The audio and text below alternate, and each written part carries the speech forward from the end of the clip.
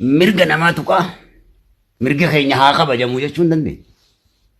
Seeruma kamiin seera addunyaa kamiinu mirga namaa kabajneeti mirga keenya haa kabajamu jechuu dandeenya.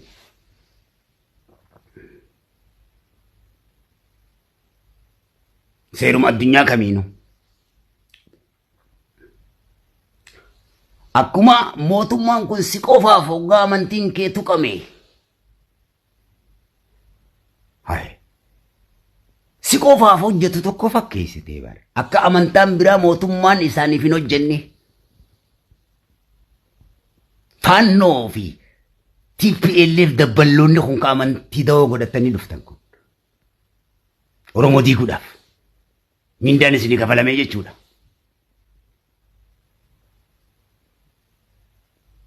Amantii dawoo godhatanii jechuudha.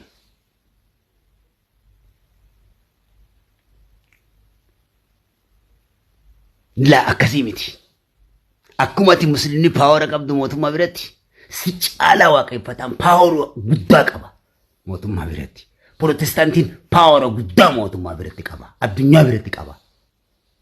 Ortodoksiin paawara guddaa addunyaa irratti qaba. Si caalaa.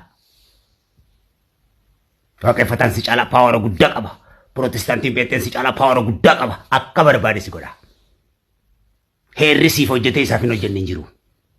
Kanaaf nama wajji walii galiiti nama wajji jiraadhu namni akkatti nama wajji jiraatu beeku beekumsa gayaadha kabaja psychology books afaan oromooti faaraan ta'in dammaqee beekumsaan bilchaadha oromoo irratti siyaasaa taphachuu dhiisi faannoo fi TPLF wajji kompaashinii dabre.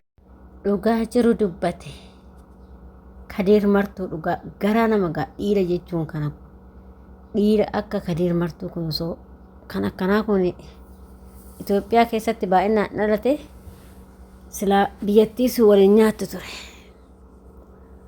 Maal godhee umrii dheeradhu obboleessa keenya Kadir Martuu dhugaa rabbi galatu yaada akkas kun namni yaada qabu namni bal'isee yaadu akka Kadir Martuu kanatti yaada dhugaa rabbi jechuudha. Ashamaa akkam jirtu fayyaa keessanii hordoftoota kabajamtoota chaanala goote kan biyya keessaa kan biyya alaa bakka jirtanitti nageenyi waaqayyoo isinii haa baay'atu. Akkam jirtu ana obboleettiin keessaan nagaa gootuun qaba galata waaqayyoo.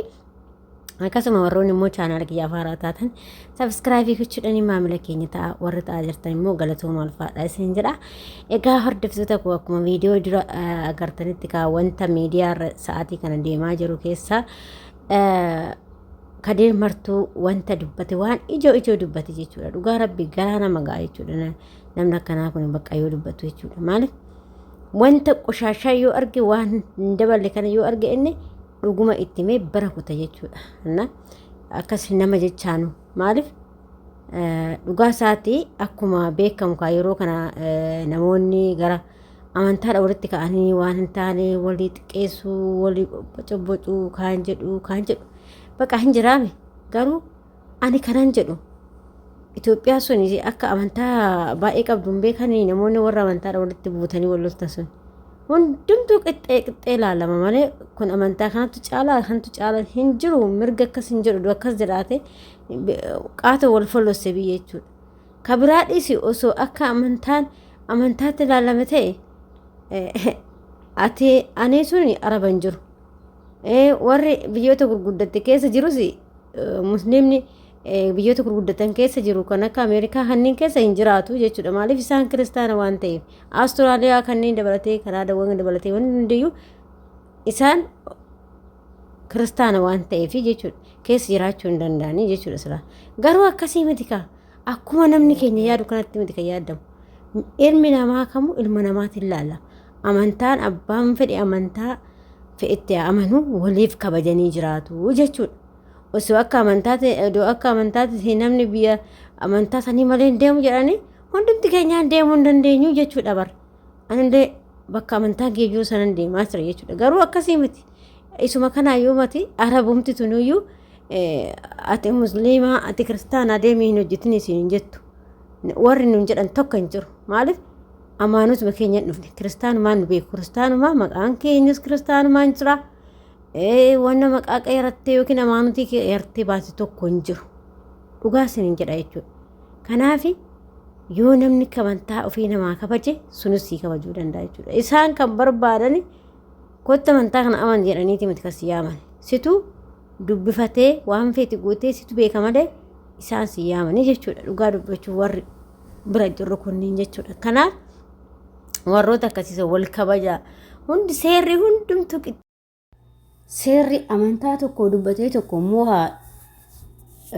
kufu jedhu hin jiru maaliif ilma namaati waan ta'eef ilmi namaa waan barbaadetti amanuu mirga guutuu qabaa jechuudha kanaaf jennaan immoo walii kabajaa'es hin jedha akkasuma immoo obboleessa keenya Kadiir Martuu guddaa galatuun ulfaa yaada bareedaa yaada bakka namaaf ta'u kana namaa kennite kun namni beeku namni sammuu qabu namni yaadu namni bal'isee yaadu akkasaa kanatti dubbataa jechuudha nama maaliif namni beeku jechuudha maaliif amantaan kamiyyuu mootummaamti kamiyyuu amantaa kana gaxxiqeessee kana ol guddisu hin jiru maaliif mirga jechuudha amantaa jechuun immoo lubbuu waan ta'eef lubbuu namaa harratti mootummaan faradu hin jiru jechuudha kanaaf amantaa jechuun kan lubbuutii waliif kabajaa wal jiraadhaa wal kabajaa jireenya addunyaa xiqqishuu tanaa jettanii waliin nyaatinaa miidiyaa irratti jechuudha keenya kan wal nyaatu namni kun wal nyaatu namuma keenya Itoophiyaa keessayyuu Oromoodha malee namni kun wanna takka himta akkitti situ kun jiru jechuudha amma isin warra asii kana arbootan badduudha jettan arboonni baay'ee bareedduudha bara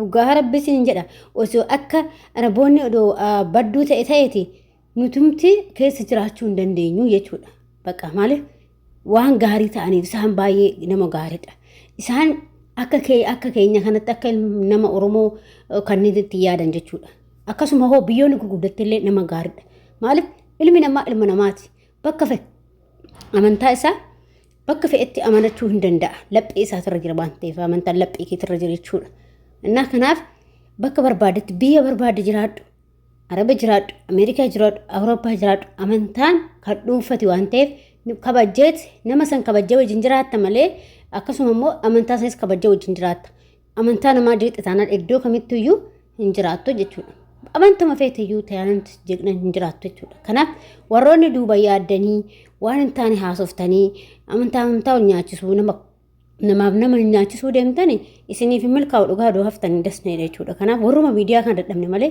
osoo akka warra miidiyaa kana biyya ta'ee qaata biyyattiin teenya barbaduuf ta'e garuu immoo akka miidiyaati miti jechuudha dubbiin akka miidiyaa hin jirtu akka isin miidiyaa irra teessanii biyya alaa kanatti chacha jettanii miti hunduyyuu dhokateetuma mana keessatti malee osoo gabbaatee maaliif sagalee qabdanii hin taane innaa kanaafiyyuu adaraa keessan walii wannaan ta'ina amantaadha waliin qoodina kutaadha waliin qoodina hundumti nama namaatu hojjechuuf baane waan ta'eef hojjedhaa hundi keessaniyyuu jechuudha ati biyya san teechee ati oi algaarra ciisuu dhufte ani keessattuu ijoolleen mana arbaa teessanii akkas jettan inde hundumti namaatu atis hojjechuu dhufte anis hojjechuu dhufe namni hundumti keenya iyyuu hojjechuu dhufne malee rafuun dhufne algaarratti libaasuun dhufne jechuudha biyyuma kamiyyuu jiraadhati taa'uun deemtu biyya namaa jechuudha hojjechuuf of jijjiiruuf kaayyoo keetiif baata akkasuma immoo amantaa hordofaa fi miti kan biyya ormaa deemtu maaliif laphee keetirra jira garuu amantaan laphee keetirra jira biyya san amantaatu jira jetteeti miti kan deemtati hojiidhaaf deemte malee maaliif biyya kee keessatti amantaan keetuma kabajattee jiraatta amantaan kee sii kabajamee jiraata biyya ormaa keessattis akkasuma sii kabajamee jiraata ana kiristaana na beeku kiristaanummaa kiyyaa na beeku kiristaanummaa kiyyaa na kabajanii fataa jedhan maali kiyya jaalatan hojii kiyya jaalatan